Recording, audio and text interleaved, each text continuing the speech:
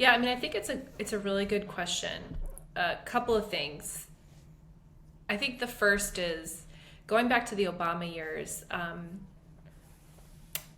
They dropped their work on certain things like antitrust, really good one. Food marketing to kids, no, that folded pretty quickly. Even inserting sustainability into the dietary guidelines, that was a huge fight. They walked away from that. There were certain things where they just were like, we can't fight this.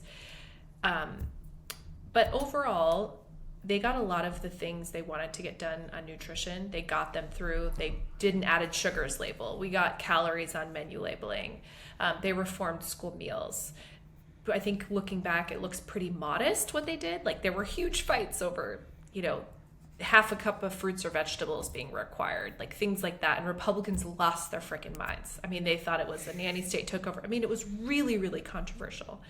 So I think in many ways, the Obama administration was pretty adversarial to big food, although they definitely found ways to try to work together and so that it wasn't like pushing a boulder uphill. They did a lot of corporate commitments, like with Walmart, tried to reduce sodium and their private label stuff. I mean, there was a lot of that kind of work, like trying to convince them to do things for good PR. And then the first lady would show up, and there was trying to like do the carrot and stick approach.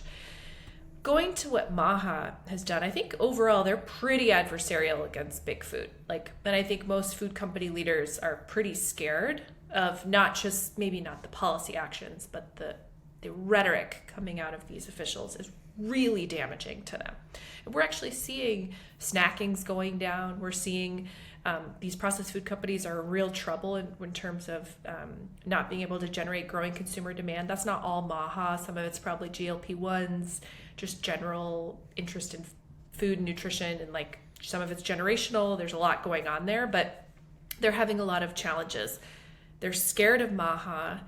And what I've noticed is there's a huge difference between the political power of the food industry in Washington right now and the political power the agriculture side has. So we mentioned, they backed off of seed oils, they backed off of pesticides. Those are things that the agriculture lobby has pushed back on. But the big food companies are not as organized. They don't have as much political power. And I mean, in some ways, some of that is like leftover from the Obama years. Like they all fought with each other on how to fight back. And like there was a lot of splintering. The big lobbying group actually broke up during the Obama years because they were divided in how to push back. And so big food is splintered. It's not as politically powerful. And I think that's why it's been a lot easier for MAHA to like kind of punch down at them. That said, they have still found ways to work with industry, and the MAHA Summit's a really good example of that. There was a lot of biotech and VC and just wearable tech there. You could tell there was a lot of wellness money there. And that's all big business, right? It's just a different kind of business. So there weren't a lot of food companies there, certainly not big food companies, although Walmart was there, which was interesting. I think they just took out a lot of synthetic food dyes from their private label. So I think they're trying to get in front of this. They're seeing consumers change, how they're reading labels and such. So there's some examples where MAHA seems to like be okay working with business, wellness things, biohacking things. They were giving out potato chips fried in beef tallow that run you $79 for a 6-pack, which is very expensive for potato chips. Love potato chips, something of a connoisseur. That's very expensive for potato chips.